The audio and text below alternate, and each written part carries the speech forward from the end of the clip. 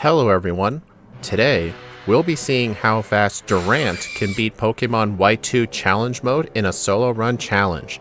Let's get straight into the video.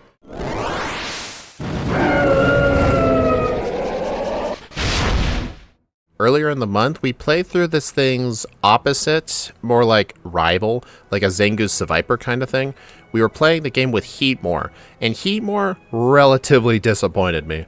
It was not as good as I thought it was, but hopefully Durant can make up for it. I didn't have high hopes at first, until I saw its stats. We have 58 HP, 109 attack, 112 defense, 48 special attack and special defense, and 109 speed. We're also in the medium fast level up group, but with stats this good, I don't think that's going to matter. And before I go over the level up and TM learn set, I want you to look at its nature and ability. We're going with adamant nature for extra attack, lower special attack. We're really not going to be using special attack, plus this thing learns almost no special attacks. I think Flash Cannon and Hidden Power are some of the only special moves this thing gets, which is fine because we weren't going to use those moves anyway. And our ability is Hustle. I have a bad relationship with this move because I played a Togetic solo run in Leaf Green a long time ago, and I really hated that ability because I was mainly a special attacker in that game. But this Pokemon really benefits from Hustle. I know Shadow Stitch has actually done Durant in Pokemon Black and White. I don't know if he released the video yet, but I know for a fact he did it. He told me I'm gonna love Hustle after this, but I was definitely feeling negative during this run. But we'll see if my mind gets changed. And if we take a look at the level up moveset, we start with Sand Attack and Vice Grip, and then at level 6 we get Fury Cutter, which in this generation became 20 base power instead of starting at 10. So that's definitely good. And then we get Bite, Agility, which is useless, Metal Claw, Bug Bite, Crunch, Iron Head, Dig, Entrainment, X-Scissor, Iron Defense, Guillotine, and Metal Sound, which is also a crappy move. We do not need a move that lowers special defense. But what's really interesting to me is how many 80 power moves this thing gets. It gets an 80 power Bug move, Steel move, and Dark move. It gets all the coverage that it could ever want. And also, if you're wondering what Hustle does, I forgot to mention it. It boosts your attack by 50%, which is +1 stage modifier technically, but your accuracy does get cut down by 20%. So essentially, a 100% move becomes 80% accurate. But honestly, for the extra attack boost, it'll definitely be worth it because I don't have to waste time using a setup move. And if we take a look at our TM set, we do get a couple of options for a setup move, and by a couple, I just mean one. Hone Claws. In Black and White 1, this TM is in the post game, but in Black 2 and White 2, they're kind enough to give it to you in the main story, right before Victory Road. I don't know why Game Freak was doing this, but they really wanted to make sure all the TMs for stat boosting moves were as hard as possible to get, with the exception of Workup, because they really wanted you to use that move. Sadly, we don't learn that move though, but the other moves we get are quite nice. We get all the rock type moves, we get Dig, Aerial Ace. Oh, here's another special move, Energy Ball. Gross. And then we also get Shadow Claw, which can definitely be very useful. And also, in the early game, while going through the Flockacy Ranch, I do fight the optional trainers here as well. Plus, while I'm going through the grass, I'm going to try and see if I can find a Psyduck.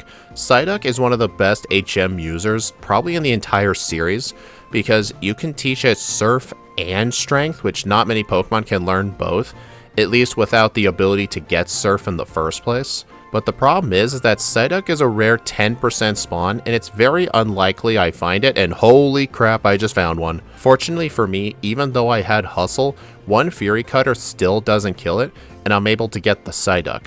And since I have the Psyduck, I don't have to catch an Audino for Surf, and I won't have to catch the Crustle in the Seaside Cave for Strength. So this saves me from having to catch 2 Pokemon. So giving me an effective net gain of 1 less Pokemon. But still, the fact it's 10% is pretty unreliable. But honestly, enough stalling at this point. Durant is prepared to just sweep the entire game.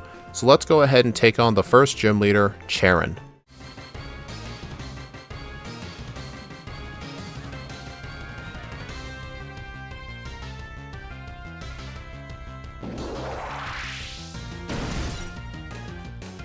Charon leads off with his Patrat. I'm actually the same level as it. I have Bite on the Learn set as well, so I just 2-hit it with Bite. Next up is the Lillipup. It ends up going for Workup, and because of Hustle, I actually miss one of my bites, but it never ends up really attacking. And then last up is the Challenge Mode exclusive P-Dove. That thing is very easy as well. So honestly, despite the fact I got 1 or 2 misses thanks to Hustle, it really didn't affect the fight because Steel and Bug is quite great defensively. It's only weak to Fire, and it's only a 4 times weakness too, so it's a really great defensive typing. And then with Charon defeated, Bianca gives me the TM for Return. This is a very good TM to have, but it's not going to be good this early in the game. At least yet. I do fight a lot of the trainers on Route 20 as well, and I accidentally end up fighting the twins. I'm not used to fighting them because I normally catch my HM users in the Verbank complex and just deposit them later, but since I found the Psyduck early on, I forgot I had it, so I forgot to deposit it in the PC. But that's fine though. I can go into the Verbank complex, talk to this guy, get a Pokeball for a Great Ball, and then, as a literal force of habit, I caught an Audino in the grass, and by the time I caught it, I'm like, oh wait, I have a Psyduck. Oops. Well, that was a waste of time, but I am here to catch a Pidove as well.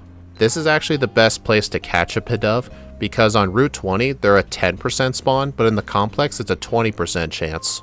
And with some Pokemon, I would actually go into the Verbank complex interior to do some training for Roxy, but I don't need to. I'm completely immune to poison type attacks. So this fight is going to be an absolute joke. Let's get into it.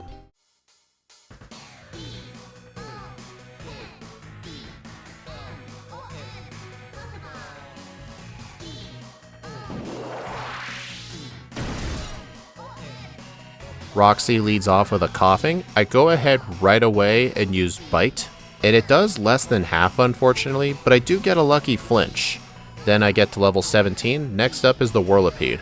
It is starting to spam rollout on me, but it's going to take a few hits to get high enough in power, and besides, I am just getting a buttload of flinches on her, but my health does get dangerously low by the time her challenge mode Grimer comes out.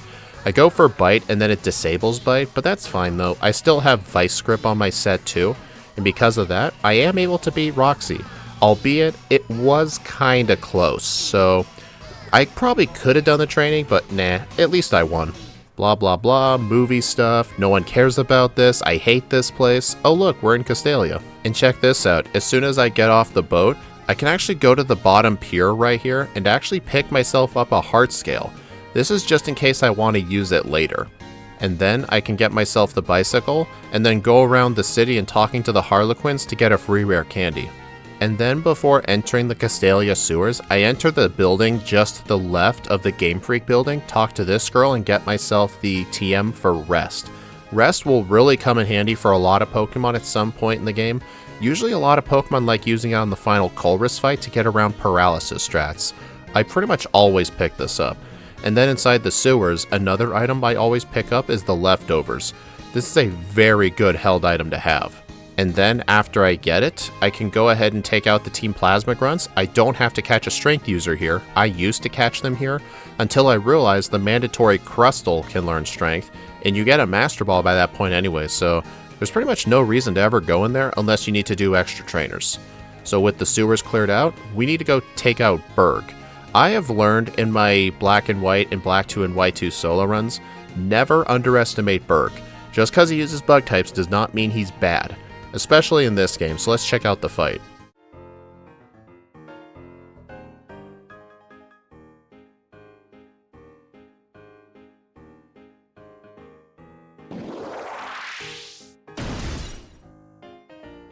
Berg leads off with his Dwebble. I go ahead and use Metal Claw to get the 2-shot, and Rock Blast is actually doing some pretty decent damage, and unfortunately because of Metal Claw's already not so perfect accuracy, I end up getting a bunch of hustle misses, and I get my very first reset.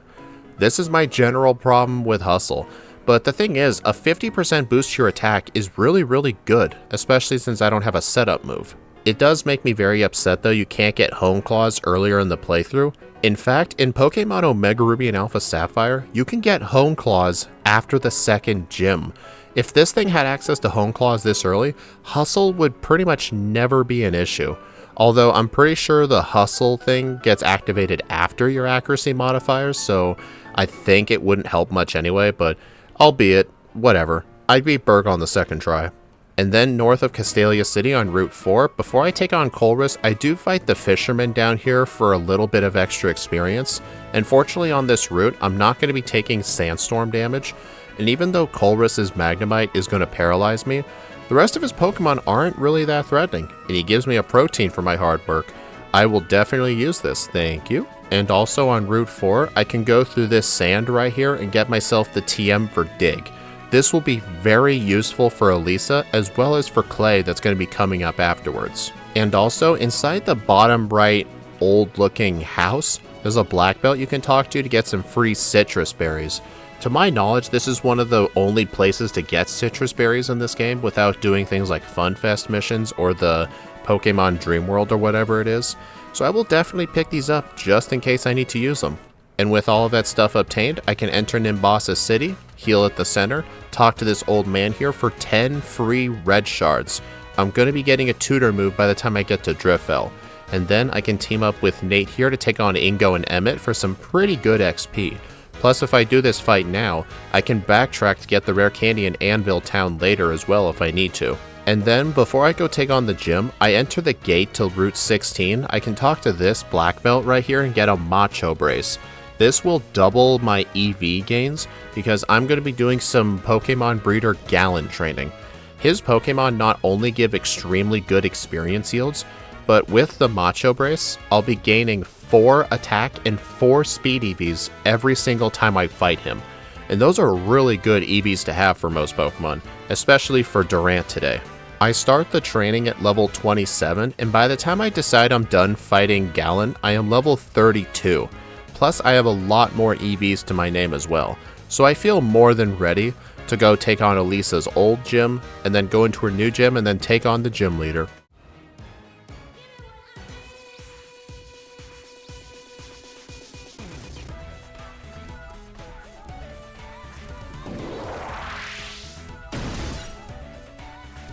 Elisa leads off with an Emolga. I do have some moves on my moveset that I didn't have before. I now have Return, Crunch, and Dig, as well as Bug Bite for some extra coverage just in case. On the Zebstrika though, I end up paralyzed because of the Emolga, and Flame Charge ends up doing quite a bit of damage to me. Honestly, something I should have done was actually use Bug Bite on the Zebstrika, because I know for a fact the Zebstrika has a Citrus Berry, so that would be very useful. But on the second attempt at this fight, I do not get paralyzed on the Emolga because of static, and then the Zebstrika ends up outspeeding and knocking me out with Flame Charge. And when I decide to actually come back to Elisa after doing a blackout, I end up getting the opportunity to go for Dig on the Zebstrika, but then as soon as I'm about to hit it, I miss. Gee, thanks Hustle. But when I end up hitting it again, the Zebstrika goes down. So yeah, that thing having Flame Charge is really, really annoying. But at least it didn't take that many tries to beat her. The next gym leader on our itinerary is Clay. Clay I don't think is going to be that bad. I don't have any issues taking out motorcyclist Charles in a triple battle, and then as soon as I enter Driftvale City, I am actually going to head straight for Clay's gym. I'm not going to go into the farmer's market right now. I feel pretty confident here.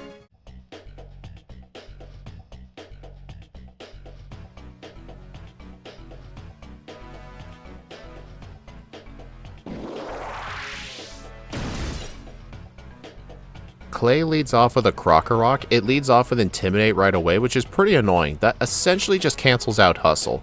I do one-shot it with Bug Bite, thankfully, and then the Onix is going to have to be a two-shot thanks to it having Sturdy, but if it outspeeds, it'll end up going for Explosion, which it did, and it did hardly any damage, and I can just heal up the damage it does to me with leftovers.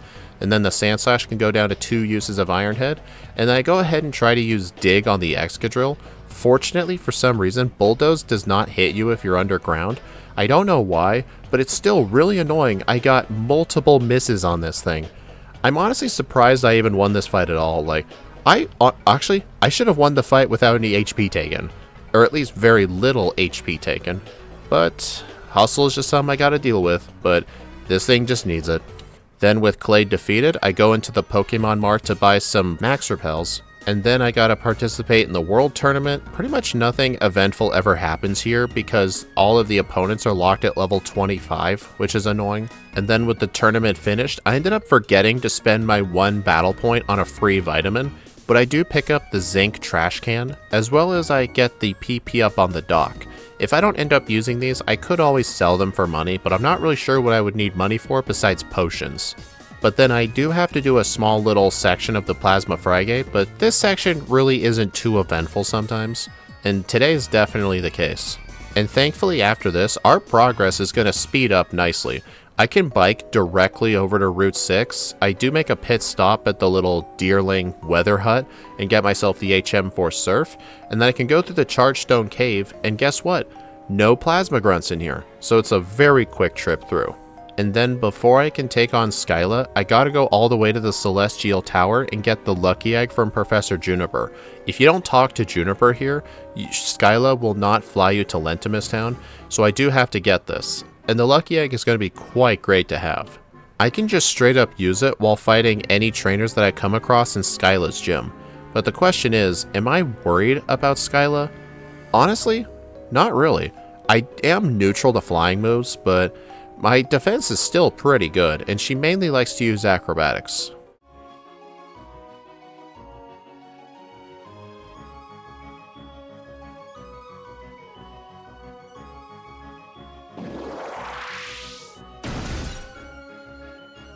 Skyla leads off with a Swoobat. I'm actually the same level as it. I have not been keeping up with the level curve, but fortunately because of Hustle, Crunch can one-shot the Swoobat. I end up missing Crunch on the Swanna as I get hit with Feather Dance. Okay, that's a quick loss. There is no way I'm winning with a Feather Dance. When I get back to the Swanna again, it just goes for Surf, and thankfully Crunch does barely enough to get the 2-shot. And then on the Skarmory, I try to go for Iron Head hoping for a flinch, but I miss. Unfortunately, Aerial Ace isn't really doing that much, but I do get a critical hit Aerial Ace to the head, and I end up getting another loss because of it. Okay, I have no idea how Skyla managed to be difficult today, but she somehow is. It takes me until 7 resets into the run to finally defeat her, and this was thanks to me having a Citrus Berry equipped. So honestly, Skyla was very tough. I really should have put a little more thought into what my strategy was, but honestly, it wasn't really that bad, just a few resets. And then with Skyla defeated, we can board a plane to Lentimus Town, then go through the Reversal Mountain. There is the Strange House as well if I want a Rare Candy or the Shadow Ball TM, but I'm not going to need either of those, so we're just going to skip that place entirely. So with Bianca on my side, the Reversal Mountain is no problem at all, but then as soon as I get out to the other side into Undella Town, the rival fight ends up being a problem. He has Emboar on his team now at this point, and because of the fact that every fight is pretty much inconsistent because of Hustle being my ability, I end up getting a reset to this guy. But then on the next attempt, I end up beating the Emboar just fine, but then I die to the Simipour because I missed a Bug Bite. Seriously, I really hate this ability. But at least we beat Rival on the second try, and then with him defeated, I can go through Route 13, make my way to Lacunosa Town, and then I can go through Route 12, and getting a rare candy along the way. And then in the Village Bridge, I can skip the Gentleman Stonewall Trainer with the Lucario by going through the tennis courts, talking to the mandatory invisible sign, as well as get myself a Carbos. And then I can go all the way up in this corner and get another rare candy. And then in the bottom left area of the map, I can get a Max Ether. And then right by the basketball court, there is a PP up inside a garbage can. And then Route 11 is a very short route, and I enter Opelucid City. Drayden's gym is honestly one of the strongest gyms in the entire game, because not only he can be pretty difficult sometimes, but also the gym trainers can actually be pretty difficult. But thankfully, by some miracle, not one of the trainers causes Durant any problems. Not even the mandatory triple battle I do. I was just fortunate they kept going after the HM users in that fight. So now, let's go take on Drayden and see if he's any easy.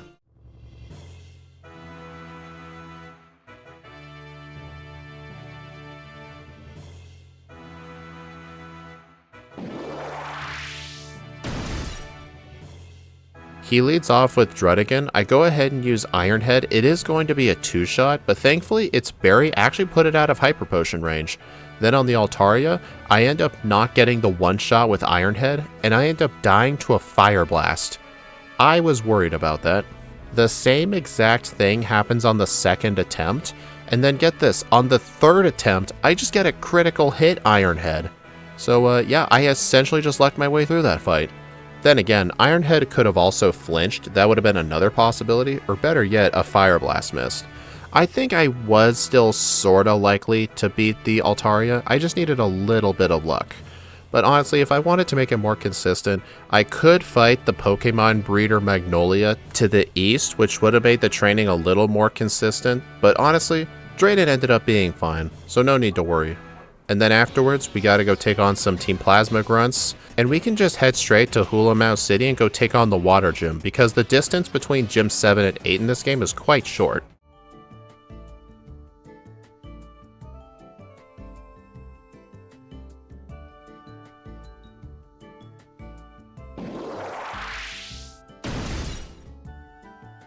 Marlin leads off of the Wailord. It is a one-shot with X-Scissor, which I got by level up. Then on the Caracosta, I go for 2 Iron Heads because it has Sturdy anyway, but at least Iron Head has the chance of getting a flinch. And then on the Mantine, I go for Crunch because it's essentially my best move on it, but it looks like it's a range because the first time it survived, then the second time it actually died. So then on the Jellicent as well, since I still have access to Crunch, I can go ahead and one-shot it. And I decide for a minute whether I want to learn Guillotine, but honestly, this thing does not need Guillotine. And also, one-hit KO moves use a completely different accuracy formula entirely, so Hustle does not affect it. So now, with all 8 gym badges, we could go head to the Pokemon League, but we actually can't just yet. We gotta do 2 Team Plasma Frygate sections. The one by the Seaside Cave, which is generally uninteresting besides a multi-battle with the rival, but the second part is where all the action happens. We gotta fight Colress as well as Ghetsis. And since part 1 of the Frygate had nothing eventful happen, as per the normal circumstances. But inside part 2, let's go check out Colress, because that fight tends to be very difficult for a lot of Pokemon.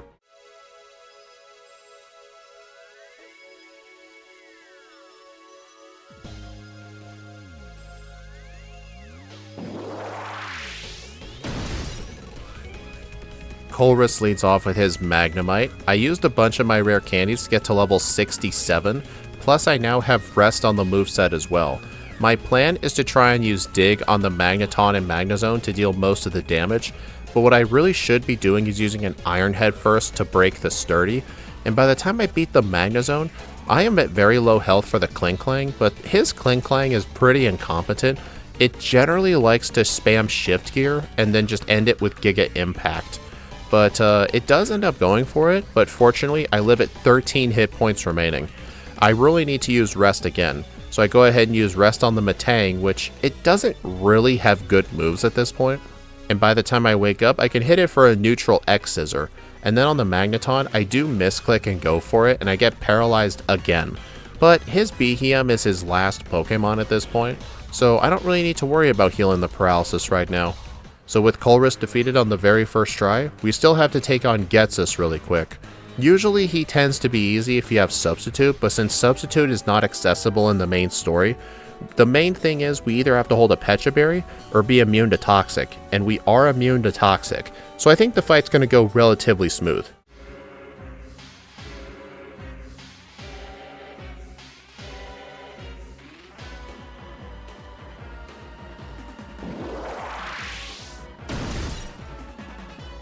Ghetsis leads off with his Cofagrigus. I go ahead and use Iron Head on it for the one-shot because it's my best move, but then its Mummy ability gets rid of Hustle, and now I have Mummy.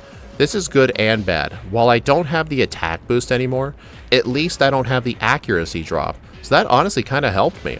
And since I'm not locked to the accuracy downgrades from Hustle, I can actually take out the rest of his team in short fashion. So yeah, this was actually really good. One of the few times Mummy actually contributed to the fight. And with Colress and Ghetsis defeated, we can now head our way towards Victory Road, as well as the Pokemon League. But Victory Road has a lot of trainers in it, including a couple of veterans at the end that have some very tough teams. But before I even enter Victory Road, I can go east of this little center building right here and get myself the Hone Claws TM.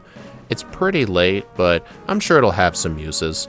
And this is definitely a rare event that just happened, but in the entirety of Victory Road, including some veteran trainers that had strong Pokemon like Crobat, Gigalith, some ace trainers with Ferrothorn, as well as other veterans with Golurk and Sawk, not a single reset or blackout happens, not even on the rival with his Emboar. So I can quickly make my way to the Pokemon League, heal at the center, buy some full restores, and take on the final 5 trainers of the game. Let's do this shit.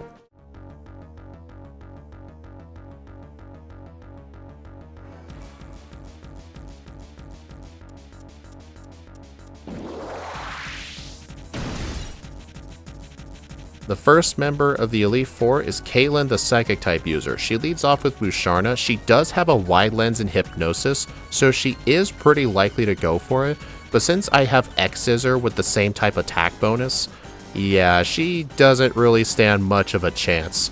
Although her Metagross does survive, but it ends up dying because of recoil damage from Life Orb. But honestly, the rest of her team goes pretty easy as well. Next up is the Dark-type Elite Four member, Grimsley.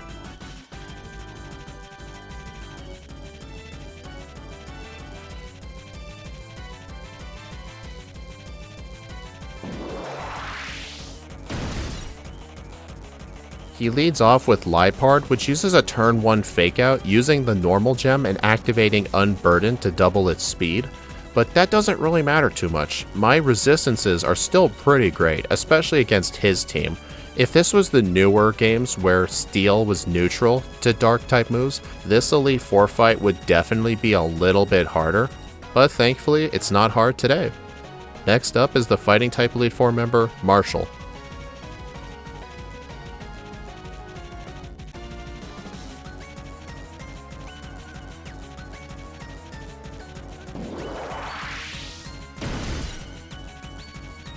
Marshall leads off with Throw, and normally he likes to use Bulldoze or Rock Tomb right away for the speed drops, but I can go ahead and one-shot it with Iron Head. Same thing with the Mienshao too. Then on the Conkeldurr, if I don't one-shot it, Flame Orb will activate and boost Guts, but it's a one-shot. Iron Head and Hustle is just that great. Then on the Lucario, I end up missing Dig because Hustle obviously comes with its downsides. Then on the Sawk though, it does have Sturdy. I go for Iron Head, which activates Sturdy. This was not the play. I should have used X-Scissor first to do some resisted damage first, and then finish with Iron Head. But oh well. Last up is the Ghost type Elite Four member, Chantal.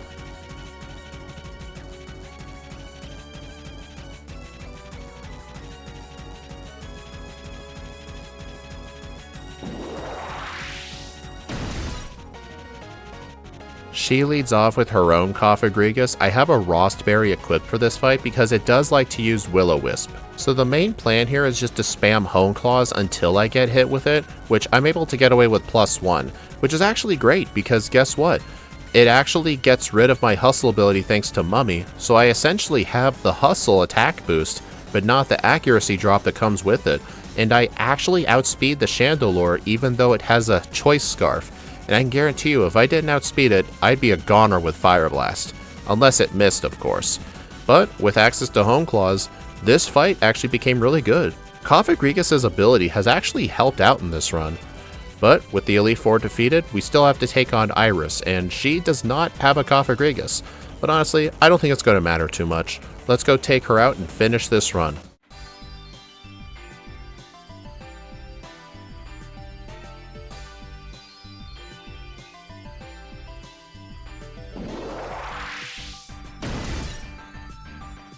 She leads off with Hydreigon. I go ahead and use X-Scissor for the clean one-shot. You don't want to set up on that thing. That thing has Flamethrower with the Wise Glasses. Then on the Druddigon, it is a clean one-shot as well. It does not have Rough Skin, thankfully. And then on the Aggron, I do use one Hone Claws before using Dig. Fortunately, it does not have Sturdy, so that was the reason I was able to get away with the Hone Claws. And then on the Lapras, I switch on back to X-Scissor, knocking it out in a single turn. Then Archeops, I'm going to have to switch to Iron Head because it resists Bug. And then last up is the Haxorus. It has a Focus Sash, so I can never knock it out in one turn. But fortunately, instead of her wasting a turn with Dragon Dance, I just get a flinch.